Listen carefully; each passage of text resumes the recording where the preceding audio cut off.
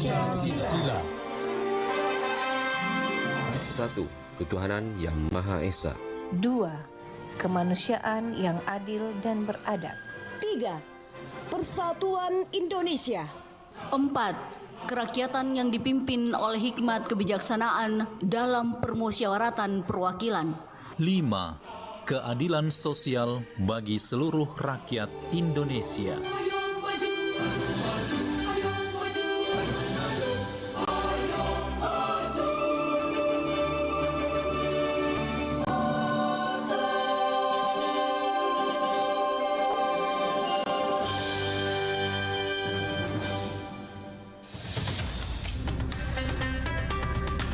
92,5 FM Pro 4 RRI Makassar, Suara Budaya Sulawesi Selatan. Assalamualaikum warahmatullahi wabarakatuh. Waalaikumsalam. Weh, aga je cerita ko HP sapo. Masapa-sapa berita kak. Miguel ada wita berita nasihat tahu deh di HP. Apalagi kau beranda aku, cinampu bawa engkesi berita baru. Weh, aja na sembara berita tak baca sapo. Apalagi je itu mangkok ko media sosial deh. Dek na risa makada politika sumber berita na aja mana berita balita baca. Ya rega hoax. Weh, manang kesapo. Jadi teki pale wadi sapa berita ke makute. Weh, aja na tama bila sapa berita. Ya komelo ki baca berita akurat si bawa terpercaya. Ya. Tau kabawa ni portal berita na RRI. Oh, manang ka di RRI wasia radio mi RRI. Itu RRI Makokwe tania bawa radio. Beh. Angkatona berita online na iya naritu rri.co.id. Baik. Tapi itu bisa sapo. Ya kau mau ketepale lebih ko berita na rri.co.id baca pasti terjamin nih. Mana salah ada sapo. Pasti terjamin kebenaran nannya terpercaya. Apalagi portal berita rri.co.id makanjai tampilanna. Magampang diakses. Ya. Lengkap tuh berita na boleh di daerah-daerah. Napa engkau tuh berita nasional makutu paru berita internasional na. Weh, magelo pedi. Luar biasa memang RRI. Mapamulai makokwe update informasi ta melalui portal rri.co.id.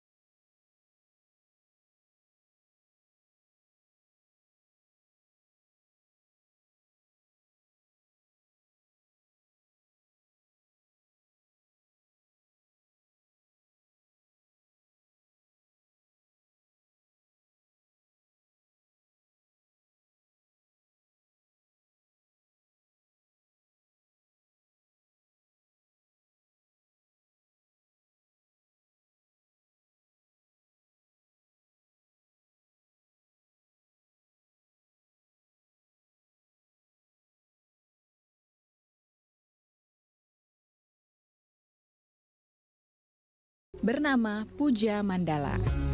Masyarakat yang beragama Islam, Kristen Protestan, Katolik, Buddha, dan Hindu dapat melaksanakan persembahyangan dalam satu kawasan. Puja Mandala memiliki arti sebagai pusat peribadatan yang menghadirkan 5 rumah ibadah di dalam satu komplek. Puja Mandala dibangun pada tahun 1994 sampai dengan tahun 1997 dan hingga kini tetap menjadi wisata religi yang paling diminati. Dengan luas 5.780 meter persegi, masyarakat yang berkunjung ke lokasi ini dapat melaksanakan persembahyangan sekaligus menikmati pemandangan cantik Laut Tanjung Benoa. 92,5 FM Pro 4 RRI Makassar. Assalamualaikum warahmatullahi wabarakatuh dan selamat siang sahabat budaya dimanapun Anda berada. Senang sekali untuk siang hari ini kembali lagi bersama saya Dewi Satriani dalam program acara kita yaitu Mozaik Budaya. Untuk hari ini hari Sabtu 17 Mei 2025. Oke, sahabat budaya, kali ini kita bersama di Mozaik Budaya dengan narasumber kita, dosen prodi pariwisata FIB Universitas Hasanuddin, ada Kak Akila Nurul Khairani Latif SEM Par. Langsung aja kita menyapa beliau. Kak Akila, assalamualaikum. Waalaikumsalam Kak. Iya Kak Akila, ini agak lambat nih Kak ya. Kenapa nih Kak? Ya maaf. Ini biasa hari Minggu hari Sabtu itu biasanya masih ada rapat-rapat online juga. Oh, masih ada rapat-rapat. Jadi tadi itu sudah rapat dari jam 8 terus ke sini sampai jam 11. Jadi saya izin dulu untuk keluar untuk ke RRI ini lagi. Oke, baik. Kak, kita langsung aja nih Kak karena topik kita membahas tentang pariwisata ramah lingkungan, liburan tanpa merusak alam. Oke, Kak Akila. Ini kalau kita berbicara tentang pariwisata, apa yang dimaksud dengan pariwisata alam kalau menurut Kak Akila gimana nih? Ya, kalau pariwisata alam jelas itu adalah salah satu jenis wisata di mana sumber wisatanya itu berada di alam. Jadi memang kenapa tadi ada ramah lingkungannya karena memang kita akan kalau wisata alam cenderung kita akan berada di kawasan-kawasan alam yang erat kaitannya dengan lingkungan, dan kita perilaku wisatawan maupun pengelola itu sangat bergantung dengan keberlanjutan kawasannya juga. Jadi memang diupayakan kalau kita berwisata kita harus juga peduli lingkungan. Jadi harus memang kita sebagai manusia, apalagi biasanya kita ikut terlibat dalam berkunjung di tempat wisata gitu ya, harus harus peka juga untuk melestarikan namanya pariwisata atau wisata yang ada yang kita kunjungi seperti itu ya Kak Akila ya. Oke. Nah, ini apa yang dimaksud dengan pariwisata alam dan ramah lingkungan nih Kak Akila? Ya, tadi pariwisata alam itu lebih pada kita ke alam, sumber dayanya itu alam. Misal kalau kita ke pantai juga itu namanya alam, kita ke gunung juga itu namanya alam, dan juga beberapa daya tarik wisata lain yang setelah dikembangkan dan itu juga mengambil potensi alam. Termasuk juga kalau kita ke Malino ada landscaping juga, bentangan alam itu juga termasuk wisata alam. Terus kemudian ke ramah lingkungan, karena betul kalau kita ke alam pasti ada konsekuensi, semakin kita banyaknya pergerakan ke alam, kita harus sadar bahwa alam itu memiliki makhluk hidup lainnya selain manusia. Sehingga memang ramah lingkungan itu bagaimana kita ke sana tidak juga mengganggu habitat di sana dan juga tidak juga merusak tumbuhan-tumbuhan yang ada di sana.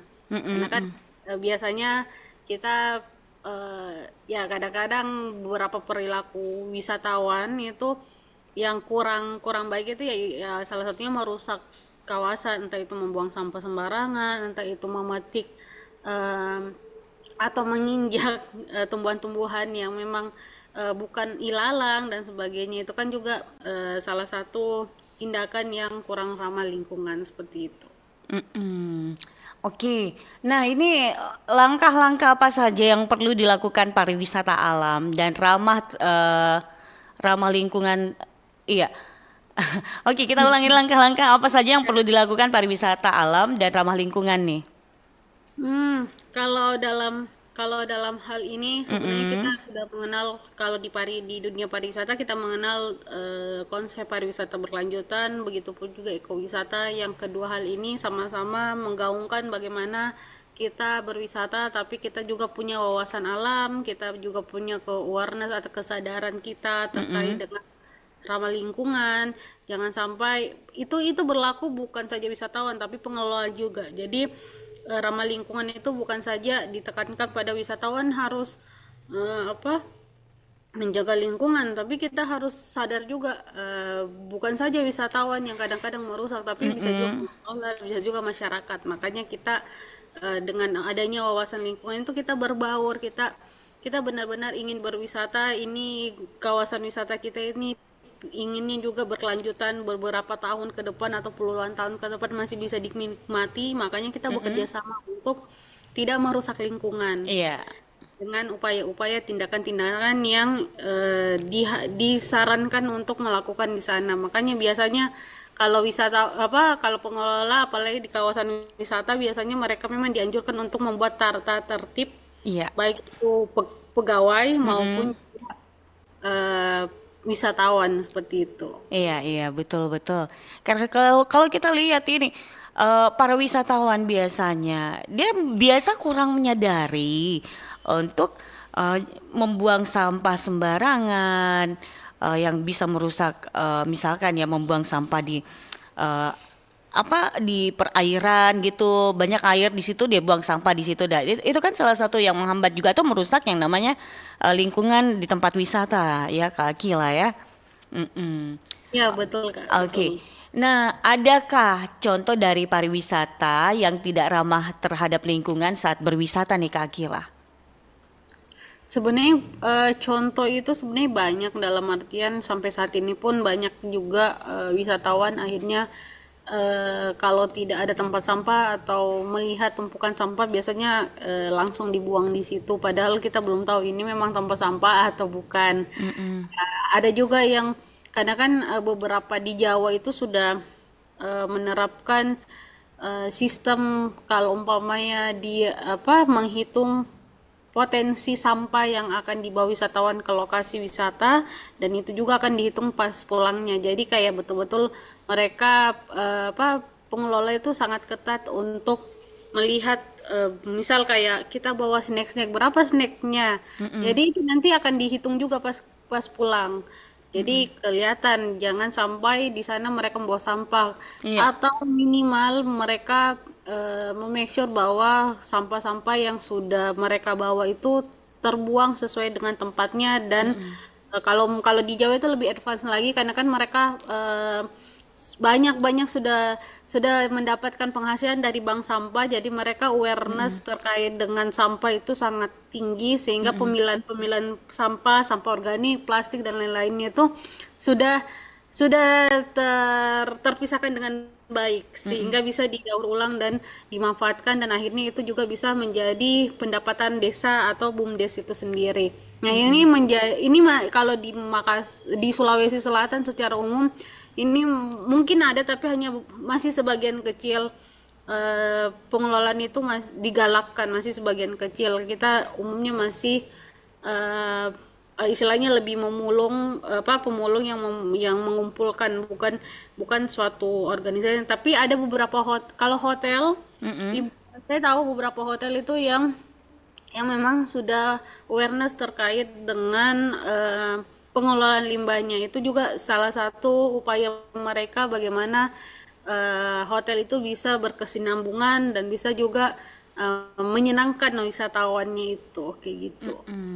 Oke.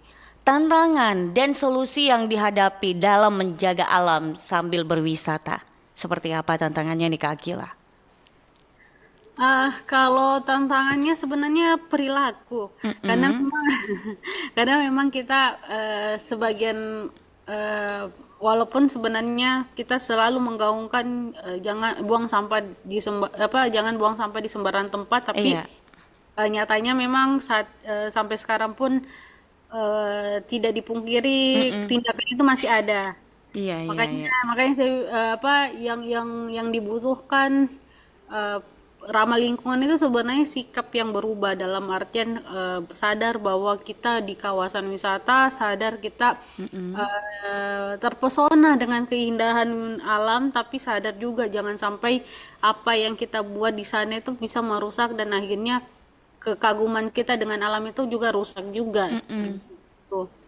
Hal itu entah itu di laut juga ya, di laut juga kan beberapa pantai pun masih terbilang sampah juga masih bergenangan di mana-mana.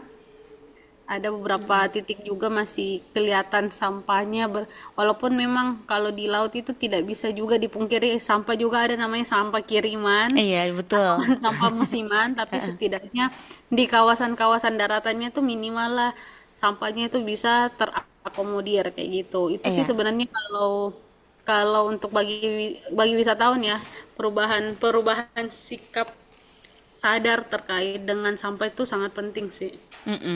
Betul. Oke. Nah, ini bagaimana peran media sosial dalam mempromosikan wisata alam dan ramah lingkungan nih, Kak? Kalau sosial banyak sih saya lihat komunitas-komunitas yang campaign terkait dengan misal kayak bersih pantai, terus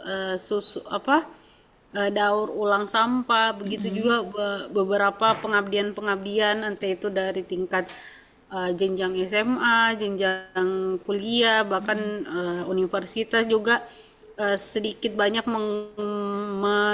mengusungkan tema-tema terkait dengan pengelolaan limbah sampah atau daur ulang dan bagaimana kesadaran kita dan masyarakat terkait dengan keberlanjutan suatu lingkungan itu sebenarnya sudah digalakan, tapi lagi-lagi semakin sering kita galakan, semakin sering kita brandingkan terkait itu, lambat laun itu juga akan berbuah juga, walaupun kita tidak bisa dipungkiri ini sudah digalakan bertahun-tahun lamanya, sampai saat ini pun juga orang yang membuang sampah di sembarang tempat, tapi ya setidaknya ya minimal lah untuk diri kita, maksudnya kayak minimal lah dari diri kita sendiri untuk menghandle untuk diri kita sendiri, dalam artian kita ndak pungkiri kalau ke daya tarik wisata, ke objek wisata biasanya memang kita bawa sampah, dalam artian itu snack-snack, makanan apapun berat ringan atau minuman, tapi kita harus sadar kalau tidak ada tempat sampah ya minimal ya resikonya kita bawa sampai melihat tempat sampah itu saja susah sebenarnya. Iya, betul. Kayak kemarin saya karena kemarin saya ke mana, ke Ramang-Ramang, terus kebetulan bawa mahasiswa dan saya minta sama mahasiswa bilang jangan buang sampah, tapi mereka kayak mereka ada beberapa yang tidak terbiasa untuk menyimpan sampahnya. Itu saja kayak tapi tentunya makanya itu yang harus dibiasakan, menyimpan sampah kalau memang tidak ada tempat sampah. Jangan bawa kantong-kantong kresek kan lah, begitu. Kantong kresek kan itu lebih aman. Jadi nanti kalau misalkan keluar dari tempat wisata itu bisa langsung dibuang di tempat sampah berikutnya. Betul. Iya. Iya, nah ini problemnya juga itu kan tidak semua wisatawan mau menenteng itu sampai ada dapat tempat sampah. Nah, itu juga yang perilaku yang masih kurang ramah lingkungan. Tapi yang biasa orang taruh tonji di kantong kresek, itu sampah-sampah, dia bungkus mie, dia ikat, tapi tinggalkan juga di situ sama aja. Iya, makanya kalau umpamanya kayak misalnya hujan, itu kan bisa diurai dan sampahnya akan kemana-mana juga, walaupun awalnya dipegang bagus, belum lagi hewan-hewan misal kayak kucing. Iya. Atau anjing yang suka berantakin itu kan juga akhirnya merusak estetika, merusak lingkungan, terus akhirnya wisatawan yang lain lihat pasti dicap ih kotor ini. Iya, gitu kan. benar. Itu kan cap-cap yang kurang enak juga ya didengar kayak gitu. Walaupun Oke. mungkin pengelola sudah bilang apa, mungkin kayak pengelola sudah bilang apa, tapi ya itu belum bisa diatasi juga sih, masih Iya, iya. pelan-pelan. Oke lah, kalau begitu Kak Akila, sebelum kita lanjut nih, kita dengarkan lagu dulu ya Kak ya. Ya.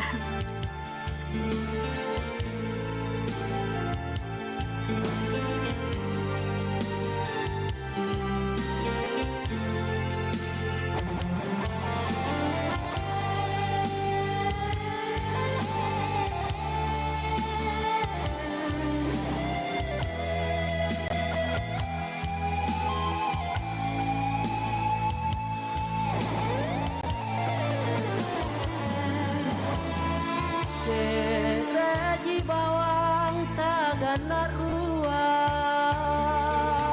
natarampe Cina ciniku Ikau lenji tuliku tandingan Ilalan di pamaiku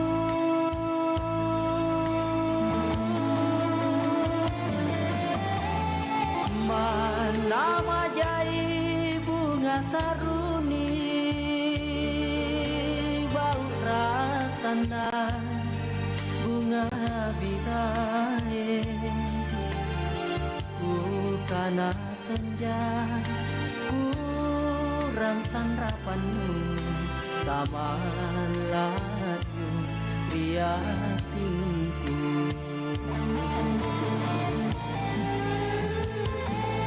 Tua pilinoan, tua pada tari narua lembang di panggainku Rika umiantu makarai ngase sikunturi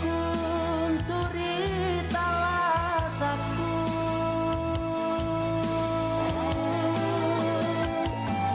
Lebaku buakan rikana janjinku Silama jodoh taku leseki Kalangku jujur buta kaku undur Jadi sapi rikananku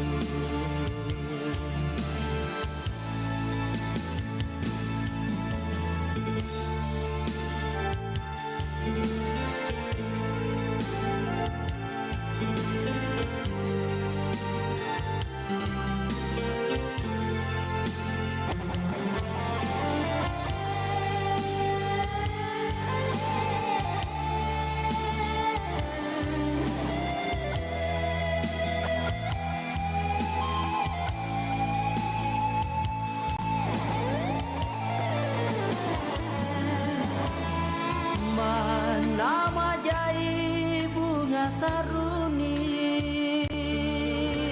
bau rasana bunga birae Kukana tenja kurang sanrapanmu taman layu prihatinku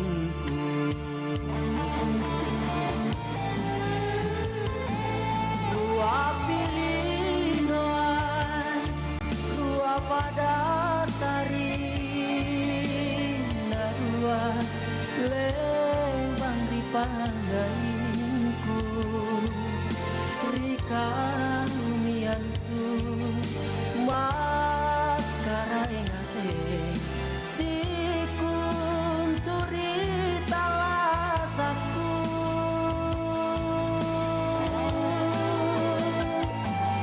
Lebaku buakan rikana janjinku Silama jodoh taku leseki Kalangku jujur buta kaku undur Yari sapi rikanangku Kalangku jujur buta kakunjo Yari sapi rikanangku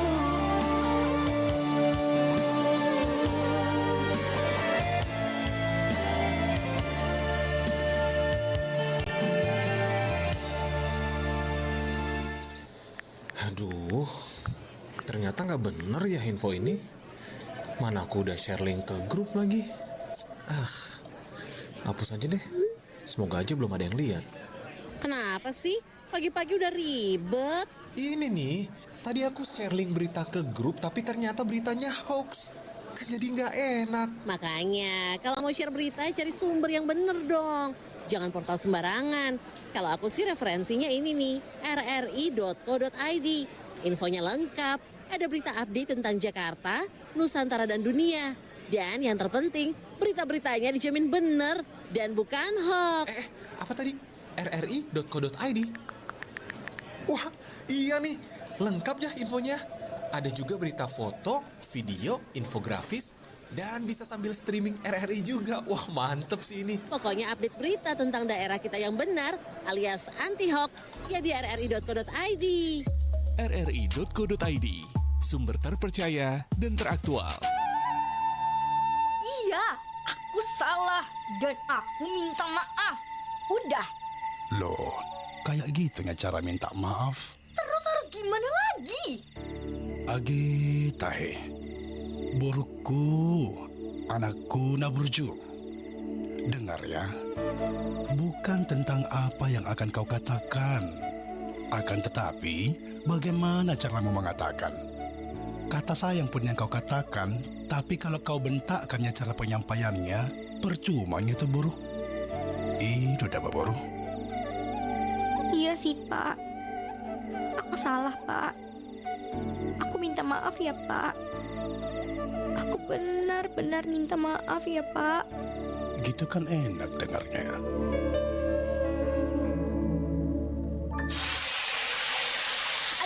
Aduh kecipratan minyak panas nih. Aduh, perih. Aduh, adek tolong ambilin odol dong di kamar mandi, cepetan. Apa, kenapa? Odol? Jangan kak, odol itu bukan obat untuk luka bakar. Nanti yang ada luka kakak malah gak sembuh. Masa sih? Kan dari dulu juga pakai odol kalau kena minyak panas. Nah itu kebiasaan yang salah. Nih ya kak, menurut info yang dilansir dari hellodoc.com, mengolesi odol pada luka bakar itu akan membuat luka semakin parah. Karena sifat odol yang cenderung lengket akan membuat bakteri berkembang dengan lebih mudah. Dan juga ada zat pemutih gigi yang berbahaya kak kalau diolesin pada luka bakar. Jadi jangan pakai odol lagi ya. Jadi gimana nih lukanya? Perih. Yaudah bentar, aku ambilin obatnya dulu ya.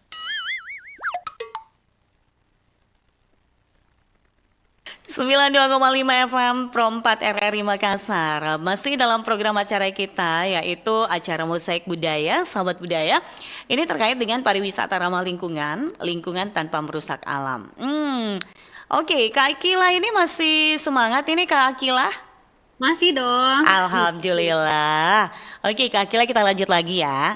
Oke, nah bagaimana memberi pemahaman kepada kaula muda nih yang berwisata alam dan tetap ramah terhadap lingkungan nih, Kak Akila? Ya, ya itu kalau muda itu anak muda itu yang penting diviralin dulu, makanya campaign itu menjadi campaign di sosial media itu tools yang paling ampuh untuk didekatkan oleh anak muda karena yaitu kita viralkan dulu bagaimana sadar lingkungan, bagaimana kita normalisasi buang sampah pada tempatnya ala-ala anak muda seperti itu karena memang kita tidak lagi kalau untuk anak muda kita terlalu jauh kalau umpamanya membahas dampak-dampak yang secara saintifik, tapi kita lebih pada kita apa yang tren di mereka kita coba masukkan, makanya itu campaign, makanya itu biasanya isu-isu lingkungan itu hadir di komunitas. Karena kita memang membutuhkan tenaga dan yang punya tenaga itu adalah anak muda. Jadi untuk membuat untuk memberikan edukasi ke anak muda itu melalui komunitas-komunitas itu sebetulnya, sama campaign-campaign di sosial media. Oke. Nah, bagaimana peran pemerintah terhadap pariwisata alam saat ini, Kak Gila? Kalau saat ini sebenarnya pemerintah tidak saja alam dalam artian semua daya tarik wisata yang ada di kawasan wilayahnya, misalnya kayak di Dinas Pariwisata Kebudayaan dan Pariwisata Sulsel, dia lebih melingkupi seluruh daya tarik wisata unggulan di kabupaten kota di Sulawesi Selatan. Begitu pula di Dinas Pariwisata di kabupaten atau kota, masing-masing kabupaten dan kota juga punya program-program bagaimana peningkatan kapasitas, peningkatan pengembangan infrastruktur, termasuk juga edukasi terkait dengan keberlanjutan. Kalau kita bahas keberlanjutan, biasanya kita bahas terkait dengan bagaimana lingkungan ini masih terjaga, masih terpelihara, bagaimana wisatawan juga bisa menghargai alam, bagaimana pengelola dan masyarakat juga bisa menghargai alam. Jadi kita sama-sama nih menikmati alam sebagai kawasan wisata, tapi kita sama-sama menjaga kayak gitu. Pemerintah juga cukup banyak program-program yang isunya itu isu-isu lingkungan. Oke. Himbauan bagi wisatawan yang ingin berwisata alam dan ramah akan lingkungan nih Kak, seperti apa himbauannya?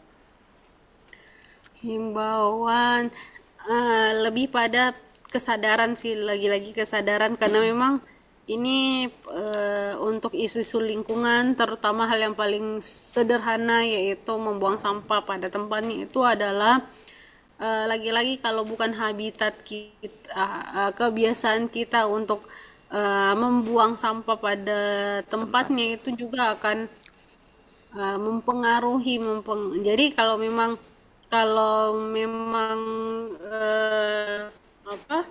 diharapkan bisa berkelanjutan, bisa pariwisatanya atau ramah lingkungan, minimal kita memberikan contoh, minimal pengelola juga memberikan contoh bagaimana mereka pun malu kalau membuang sampah di sembarang tempat. Itu kan sebenarnya sebagai contoh juga wisatawan, pengelola aja atau masyarakat aja melakukan hal itu untuk menghargai kawasan mereka. Masa kita yang baru datang, yang mau menikmati, kita tidak hargai kayak gitu. Itu juga kita butuh figur contoh sih. Iya betul. Oke, baik Kak Akila, karena kita harus tuntaskan sampai sini kebersamaan kita. Closing statementnya nih Kak Akila, silakan. Ya, bagi pendengar RRI dimanapun berada, semoga pariwisata ramah lingkungan ini menjadi hal yang terus digaungkan, karena memang kita sadari bahwa kalau umpamanya kita ingin melihat, misal saja Pantai Losari, kita ingin lihat tetap lestari, kita bisa menikmatinya sampai berpuluh tahun, tentunya kita harus menyadari apa sih yang tindakan kita yang tidak merusak mereka. Begitu juga dengan kawasan-kawasan wisata alam yang lain, kita harus memikirkan apa sih tindakan kita yang tidak merusak mereka. Jangan sampai kita datang ke sana, mungkin kita cuma datang 1-2 kali, tapi ternyata itu tindakan kita itu bisa mau berdampak pada makhluk hidup yang ada di sana. Karena kan alam itu tetap aja ada hewannya, ada tumbuhannya juga yang mempunyai hak untuk hidup kayak gitu. Baik, kalau begitu Kak Akila Nurul Khairani Latif SEM PAR, kita tuntaskan sampai sini kebersamaan kita di program acara yaitu Mozaik Budaya. Terima kasih karena sudah ikut berpartisipasi untuk menjadi narasumber kita pada Mozaik Budaya pada hari ini. Oke, makin sukses selalu Kak Akila, sehat selalu, selamat melanjutkan aktivitasnya kembali. Sampai jumpa Kak Akila, Assalamualaikum. Waalaikumsalam, makasih Kak Dewi. Iya. Izin live. Iya. Mo karana mambalai ya tekecuri lalang i o kandina salili i o nawai tenara panda marepe bisa tangga manang kandi unamu itai maputena ateu